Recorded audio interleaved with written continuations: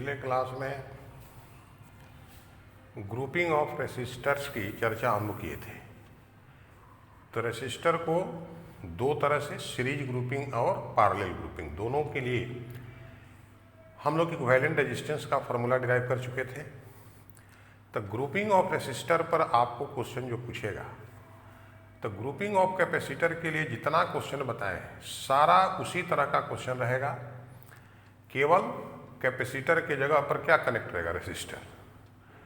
अब जैसे वहाँ हम कैपेसिटर को सीरीज और पैरेलल का पता लगाने के लिए आपको समझाए थे कि जिन दो पॉइंट के बीच इक्विवेलेंट कैपेसिटेंस निकालना था, एक पॉइंट पर चार्ज दे करके हम लोग चार्ज डिस्ट्रीब्यूशन करते थे, उसको फिर दूसरे पॉइंट तक पहुंचाते थे।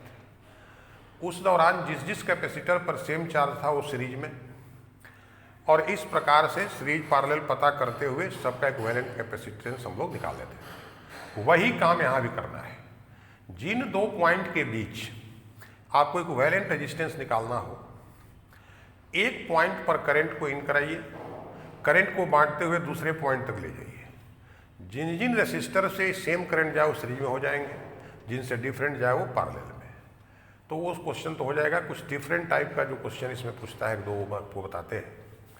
और रेस्ट जो भी ग्रुपिंग का कैपेसिटर में हम लोग सॉल्व किए हैं इक्विवेलेंट कैपेसिटेंस निकालने के लिए, वही यहाँ पर इक्विवेलेंट रेसिस्टेंस निकालने के लिए यूज किया जाता है।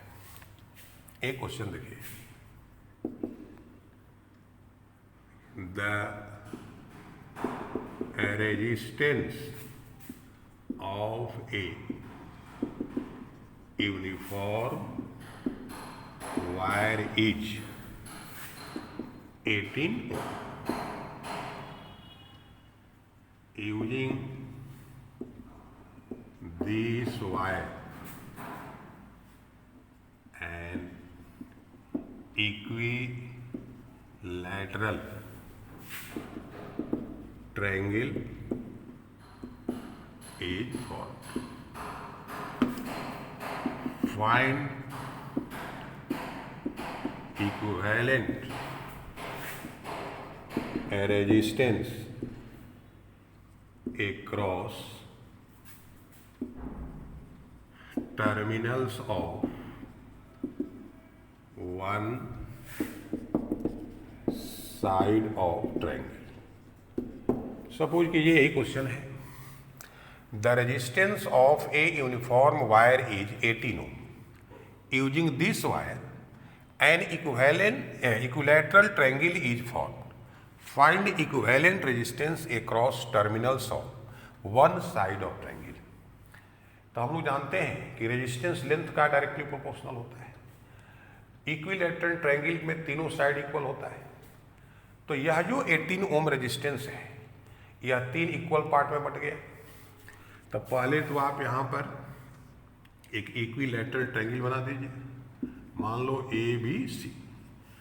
प्रत्येक साइड का लेंथ इक्वल है, मतलब रेजिस्टेंस भी इक्वल होगा। तो 18 ओम रेजिस्टेंस जब तीन इक्वल पार्ट में बट गया, तो प्रत्येक साइड का रेजिस्टेंस 6 ओम हो गया। अब इसके बाद इसके किसी भी एक साइड के टर्मिनल्स के अक्रॉस हम लोगों को इक्विवेलेंट रेजिस्टेंस निकालना है। इसमें आप BC के क्रॉस निकाल सकते हैं, AB के क्रॉस निकाल सकते हैं, AC किसी के प्रति। तो अब आपका एम क्या है कि पॉइंट B और पॉइंट C के क्रॉस इक्विवेलेंट रेजिस्टेंस डिटरमाइन करना है।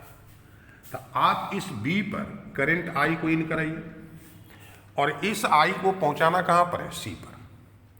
तो B से C तक पहुंचने का दो रास्ता है यहाँ पर, B से A से C, या डायरेक्ट B से C। तो मान लो B से C करंट I1 चला, तो इधर से I2 हो गया। ये दोनों यहाँ पहुंच करके मिल करके फिर I बन के निकल गया। तब B, A और AC, यह जो आपका साइड है, दोनों से सेम करंट जा रही है। करंट सेम जाए तो रेजिस्टेंस क्या हो गया, सेम। इसका मतलब कि ये दोनों आपके साइड्स जो है वो किस में हो गए, सीरीज ग्रुपिंग में। तो पहले इक्विवेलेंट रेजिस्टेंस R BAC। तो हम लोग फॉर्मूला निकाले हैं कि अगर n आइडेंटिकल रेसिस्टर जिनका रेजिस्टेंस R है, सीरीज में कनेक्ट है, तो RS = NR सूत्र है। तो यहाँ सूत्र वही लगेगा NR। तो नंबर 2 हो गया, प्रत्येक का रेजिस्टेंस 6 12 ओम। तो इस दोनों साइड के जगह पर अब एक आपका रेसिस्टर आ जाएगा जिसका रेजिस्टेंस क्या हो गया 12 ओम। तो अब ये पॉइंट बी हो गया, सी हो गया। अब एक साइड डायरेक्ट बी से सी 6 ओम है, दूसरा अब ये हो गया बी ए सी 12 ओम। अब ये दोनों पैरेलल में हो गए, क्योंकि दोनों बी और सी के बीच आ गए, दोनों का पोटेंशियल डिफरेंस सेम हो। तो दो रेजिस्टेंस R1 और R2 यदि पैरेलल में कनेक्टेड है तो equivalent resistance RBC equal to, formula क्या है, R1 into R2 by R1 plus R2। 6 into 12, 6 plus 12 18, यानी 4। तो इस ट्रायंगल के किसी भी साइड के टर्मिनल्स के क्रॉस इक्विवेलेंट रेजिस्टेंस कितना हो गया 4। अब इसी प्रकार से एक क्वेश्चन और आपको बता रहे हैं।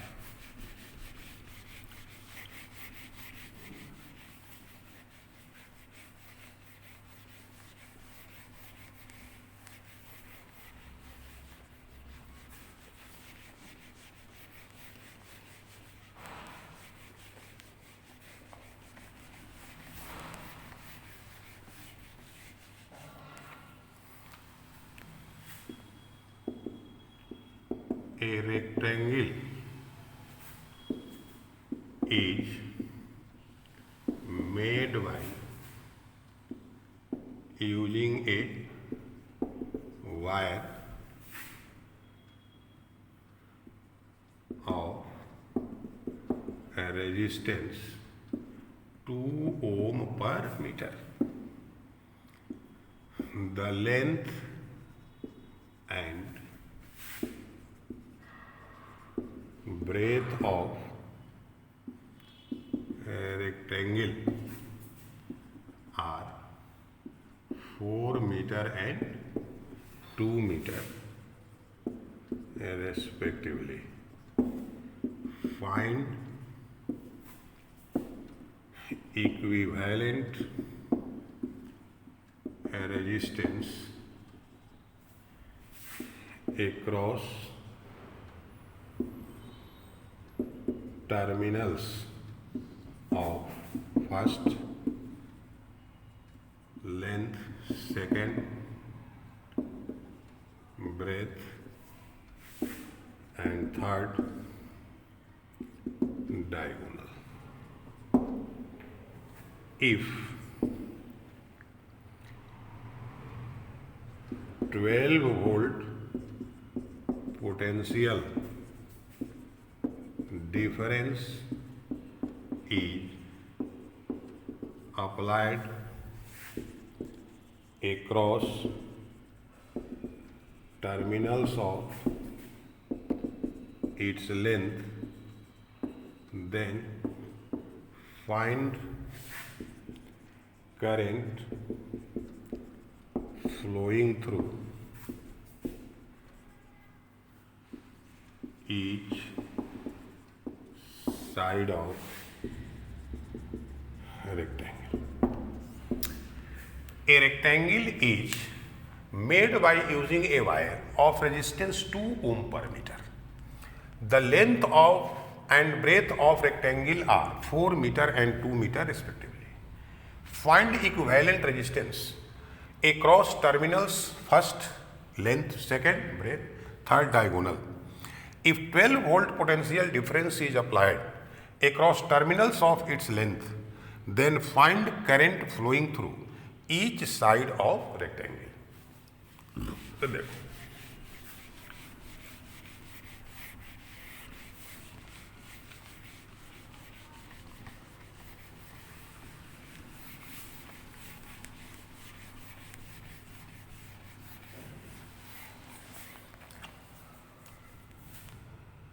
फर्स्ट केस में पहले तो आप यहाँ रेक्टेंगल बना दीजिए,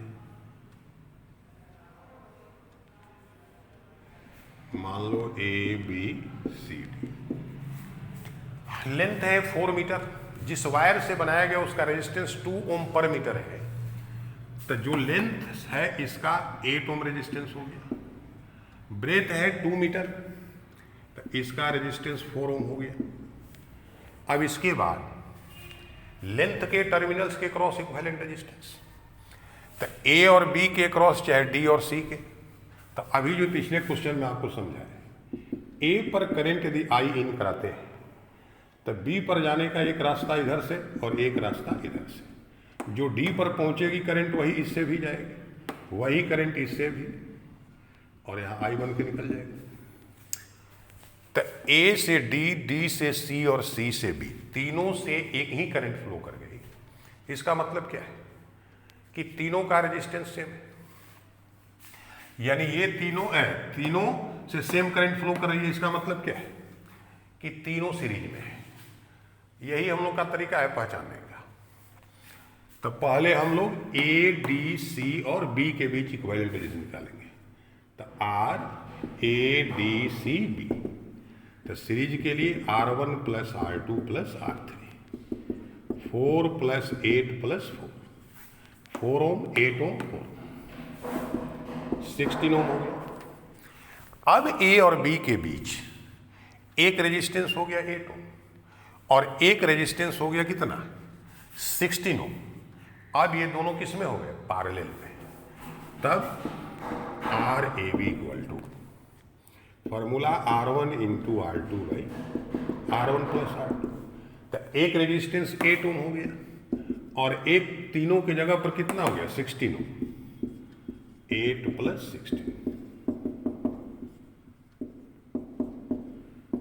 16 बाई 3 ओम। एक पार्ट आपका हो गया। अब इसके ब्रेथ के टर्मिनल के क्रॉस रेक्टेंगल सेम है, ए B C D, 8 ohm 4 ohm 4। अब ए और डी के क्रॉस चाहे बी और सी के क्रॉस, तो ए पर करंट अगर आई इन कराते हैं तो डी तक पहुंचने के लिए एक रास्ता यहां से है, इधर से अगर I2 यहां से आई बन के निकल जाएगा। अब आप समझ गए कि ए से बी, बी से सी और सी से डी, इस तीनों साइड से सेम करंट जा रहे हैं, मतलब तीनों सीरीज में है। तो R A B C D, सूत्र R1 plus R2 plus R3, 8 plus 4 plus 8 20 ohm. अब ए और डी के बीच एक रेजिस्टेंस 4 ओम हो गया और एक हो गया 20 ओम, और दोनों किस में हो गए पैरेलल में। इस तीनों की जगह पर अब एक आ गया 20 ओम। तो R A D equal to सूत्र पैरेलल के लिए R1 इंटू R2 बटा R1 प्लस R2। तो एक हो गया 4 और दूसरा R2 कितना हो गया 20, तो इंटू 20। अब 4 प्लस 20 24, 6 3 10 बाई 3 ओम हो गया। अब जो आपका थर्ड पार्ट है वो है डायगोनल के क्रॉस। तो मान लो यही तुम्हारा रेक्टेंगल हो गया, A B C D, 8 ohm 8 ohm 4 ohm 4। Diagonal A और सी के बीच चाहे बी और डी के बीच, तो ए पर जब करंट आई दीजिएगा तो ए से सी तक, मान लो इधर से I1 तो इससे भी I1, इधर I2 तो यहाँ भी I2। अब ये दोनों सीरीज में, फिर ये दोनों सीरीज में, तो आर ए बी सी, तो सीरीज मतलब R1 प्लस R2, तो 8 प्लस 4 12। फिर आर ए डी सी, फिर वही 4 प्लस 8 12। अब ए और सी के बीच दोनों ये पैरेलल में, तो R A C equal to parallel के लिए आर बाई ए, तो प्रत्येक का रेजिस्टेंस 2 और संख्या भी 2 है, 12 है 6। तो लेंथ के टर्मिनल के क्रॉस इक्विवेलेंट रेजिस्टेंस 16/3, ब्रेथ के टर्मिनल्स के क्रॉस 10/3 ओम और डायगोनल के क्रॉस 6 ओम। अब जो इसके बाद का पार्ट है, कहता है यदि लेंथ के टर्मिनल के cross 12 volt potential difference apply कर दिया जाए, तब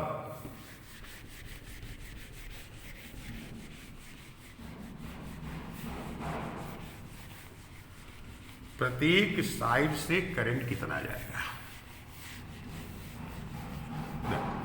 अब यहीं पर अगर 12 वोल्ट पोटेंशियल डिफरेंस अप्लाई कीजिएगा तो ए और बी के बीच का पोटेंशियल डिफरेंस 12 वोल्ट हो गया, तो 8 ओम का भी पोटेंशियल डिफरेंस 12 वोल्ट। इन तीनों के जगह पर जो आपका 16 ओम आया है उनका भी पोटेंशियल डिफरेंस कितना हो गया 12। इससे करंट I1, इधर से करंट I2, तो I1 इक्वल टू फॉर्मूला क्या होता है V भैया, तो V हो गया 12 और इसका रेजिस्टेंस कितना है 8, 1.5 एम्पियर। तो साइड ए से बी से ए बी से कितना करंट फ्लो करेगी 1.5 एम्पियर। अब ऊपर वाले तीनों साइड से तो I2 इक्वल टू V हो गया 12 और रेजिस्टेंस कितना हो गया 60, 0.75 एम्पियर। तो इस प्रकार से साइड ए से डी, डी से सी और सी से बी, इन तीनों साइड से 0.75 एम्पियर करंट फ्लो करेंगे और साइड ए से बी की ओर 1.5 एम्पियर। अगर टोटल करंट भी पूछ दे तो दोनों ऐड कर दीजिएगा। अब ग्रुपिंग ऑफ रेजिस्टेंस पर और जो एक्स्ट्रा सवाल है हम लोग एक्सरसाइज में हल करेंगे। इसके बाद हम लोगों को चर्चा करनी है, सेल का नाम आप सुने होंगे क्लास 10 में। यहाँ पर सेल क्या है, उसका कंस्ट्रक्शन कैसे होता है, इसकी कोई चर्चा नहीं। सेल से संबंधित 3 फिजिकल क्वांटिटीज हैं, electromotive force of cell, internal resistance of cell and terminal potential difference of cell. इस तीनों को समझना है, तीनों के बीच रिलेशन हम लोग को प्राप्त करना है। लेकिन थोड़ा सा समझ लीजिए कि सेल है क्या। तो देखो, हम पहले भी चर्चा कर चुके हैं कि जो मेटालिक कंडक्टर हैं उनमें फ्री इलेक्ट्रॉन्स तो हैं, लेकिन जब तक वो एक पार्टिकुलर डायरेक्शन में फ्लो नहीं करेंगे तब तक इलेक्ट्रिक करंट आपको प्राप्त नहीं होगी। तो किसी भी मेटालिक कंडक्टर्स में जो करंट पहली बार प्राप्त की गई वो इसी सेल के माध्यम से। तो सेल में क्या होता है, तो सेल में 2 इलेक्ट्रोड्स होते हैं, एक हायर पोटेंशियल पर और एक लोअर पोटेंशियल पर। एक को एनोड कहते हैं और एक को कैथोड कहते हैं। ये दोनों इलेक्ट्रोड आयनिक सॉल्ट सॉल्यूशन, तो आयनिक सॉल्ट सॉल्यूशन तो ऐसे आपके सॉल्ट है जो आपको सॉल्वेंट में जाने के बाद पॉजिटिव और नेगेटिव आयन में स्प्लिट कर जाते हैं। जैसे H2SO4, इसका जब सॉल्यूशन बनाइएगा तो 2H प्लस और SO4 माइनस माइनस में स्प्लिट कर जाता है। NaCl, इसको अगर डिजोल्व कीजिए वाटर में तो Na प्लस और Cl माइनस में ब्रेक हो जाता है। तो ऐसे सॉल्ट सॉल्यूशन के अंदर दोनों इलेक्ट्रोड डाल दिए जाते हैं। अब एक टर्मिनल हायर पोटेंशियल पर है और दूसरा क्या है, लोअर पोटेंशियल पर। जैसे इस दोनों को कंडक्टिंग वायर से आप कनेक्ट करते हैं तो पोटेंशियल डिफरेंस के कारण वहाँ इलेक्ट्रिक फील्ड सेटअप हो जाता है और उसी इलेक्ट्रिक फील्ड के कारण जो फ्री इलेक्ट्रॉन्स हैं वो मूव करना शुरू कर देते हैं। तो सेल ही सोर्स आपको है, इनिशियल सोर्स यही था जिसके द्वारा इलेक्ट्रिक करंट जो है प्राप्त की गई। तो cell is a device which converts chemical energy into electrical energy. शुरू में यही प्राइमरी सेल का कंस्ट्रक्शन हुआ था, लेकिन बाद में इसका अपोजिट साइकिल यानी इलेक्ट्रिक करंट को सेल में फ्लो करा करके फिर उस इलेक्ट्रिक एनर्जी को केमिकल एनर्जी में स्टोर किया जाने लगा और आवश्यकता पड़ने पर फिर उस केमिकल एनर्जी से इलेक्ट्रिकल एनर्जी प्राप्त की जाती है। तो इस प्रकार से उसको सेकेंडरी सेल कहा जाता है। तो इतना आप समझ गए कि सेल जो है वह प्राइमरी सोर्स यही था जिससे हम लोग इलेक्ट्रिक करंट प्राप्त किए। आजकल तो इलेक्ट्रोमैग्नेटिक इंडक्शन के थ्योरी पर जनरेटर बन गए हैं और उसी समय से आपका रिवोल्यूशन हुआ इलेक्ट्रिसिटी में। लेकिन अभी तक तो हम बताए थे कि इस चैप्टर में सेल ही सोर्स होगा जिससे आपको इलेक्ट्रिक करंट प्राप्त होगा। तो सेल का जो सिंबल है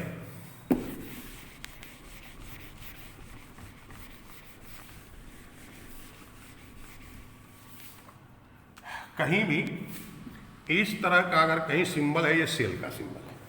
ये 2 लाइन पैरेलल है, एक बड़ी एक छोटी है। ये जो बड़ी लाइन है ये पॉजिटिव टर्मिनल और ये निगेटिव, पॉजिटिव निगेटिव नहीं भी लिखिएगा तो जो ये बड़ी लाइन है पॉजिटिव टर्मिनल को और छोटी निगेटिव टर्मिनल। कहीं पर इस तरह से एक से अधिक सेल इस प्रकार दिखाए गए हैं, तो इस ग्रुपिंग ऑफ सेल्स को कहा जाता है बैटरी। तो ये बैटरी का सिंबल हो गया।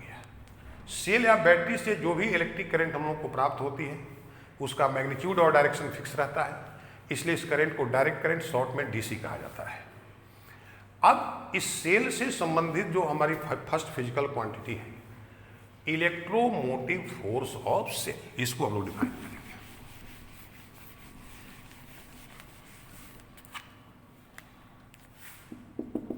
Electromotive force of cell, short में ईएमएफ।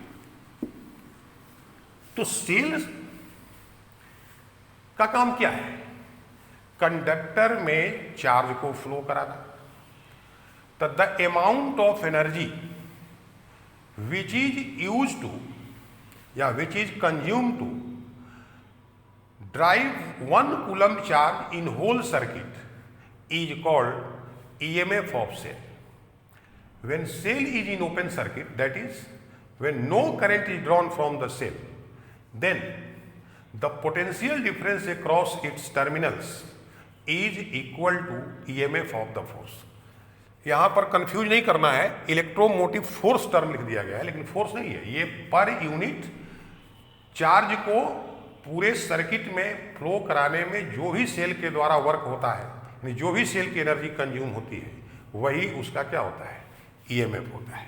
तो ईएमएफ ऑफ द सेल को आप डिफाइन कर सकते हैं, इट इज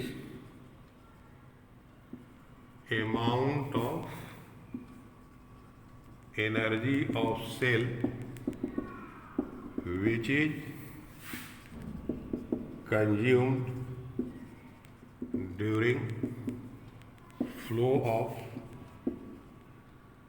पर Coulomb charge in whole circuit. When cell is in open circuit, that is when no current is drawn from cell, then potential difference across terminals of cell is equal to its EMF. तो चूंकि EMF यानी electromotive force electric potential ही है, potential difference ही है, तो इसका unit dimension वही होता है जो पोटेंशियल डिफरेंस का होता है। तो EMF का SI यूनिट अगर आपसे पूछा जाए तो वही वोल्ट, और इसका डायमेंशन mL²T-3I-1। अब इसके बाद नेक्स्ट वीडियो में हम लोग सेल के इंटरनल रेजिस्टेंस, सेल के टर्मिनल पोटेंशियल डिफरेंस के बारे में स्टडी करेंगे। Thank you.